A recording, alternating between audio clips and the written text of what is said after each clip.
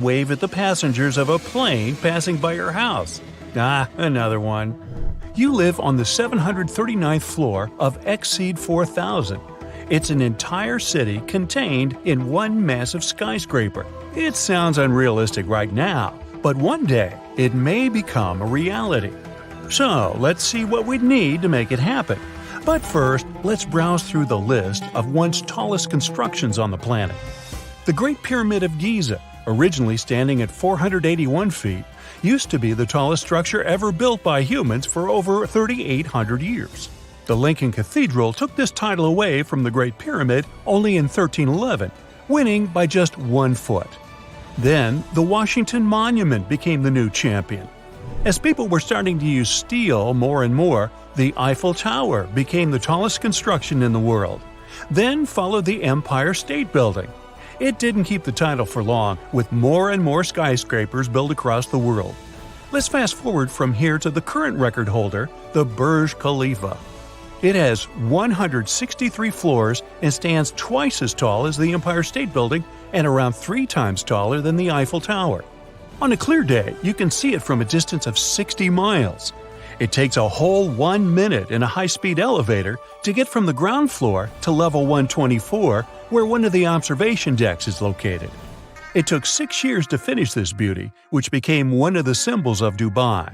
Speaking of its location, if you've ever tried building something in the sand, you know how hard it is to make the construction stable. The engineers had to drill 192 holes under the 110,000-ton concrete foundation of this massive construction. They also brought millions of tons of sand from Australia. Yes, they brought extra sand to the desert because the local sand gets doughy, almost like snow, in endless dust storms. The Australian sand is less smooth and has turned into a perfect base for the building. Thanks to the friction between concrete and soil, these piles don't move at all, and the foundation remains solid. Now, the same architect designed another building that is supposed to become the new record holder. The Jeddah Tower in Saudi Arabia is supposed to be almost 600 feet taller than Burj Khalifa. Once finished, the construction, made of 80,000 tons of steel, will host the world's highest observatory. Jeddah Tower will have 59 elevators, and some of them will be double-decker ones. The bottom third of the skyscraper is supposed to be office spaces. The next levels will host a luxury hotel, and the remaining 167 floors will be reserved for apartments. The narrowing silhouette of the building is supposed to help it withstand winds and gravity. The base will definitely be extra wide to make the entire construction stable. Only 1/3 of the building has been finished so far, and construction has been frozen for an unknown period of time. The reasons for this decision don't have to do with geology or climate. Humans have learned to deal with all kinds of soils and conditions. For example, if we want to build our future skyscraper in a seismically active zone, we'd need to make it flexible. Piles can hold the weight of the building, but the concrete pad would stand on huge springs.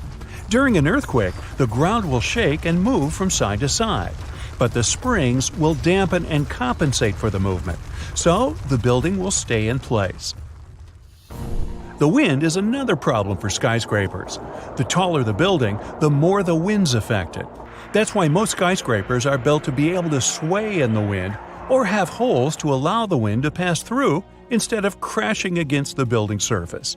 So, in theory, if you have the right materials and enough funding, you can go as tall as you want.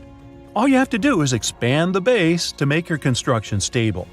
Now, because our planet is spherical in shape, you'd have to stop at some point. But even a base of that size would be enough to hold a skyscraper higher than Mount Everest itself. H.o.w. 4000 building would stop halfway in that race, at a height of 45% of the world's tallest peak. Mount Fuji became the inspiration for this design that might actually be built in the Tokyo harbor. It will be a self-contained city in one building, powered mostly by solar energy. This city can become home to up to 1 million people.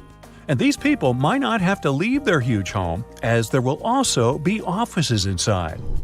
Engineers will need to work out several issues to make the whole project possible. Since the building will have 800 floors, there will be a huge difference in air pressure between the top and the bottom levels. They'll need to figure out a way to level it out so residents feel comfortable and healthy.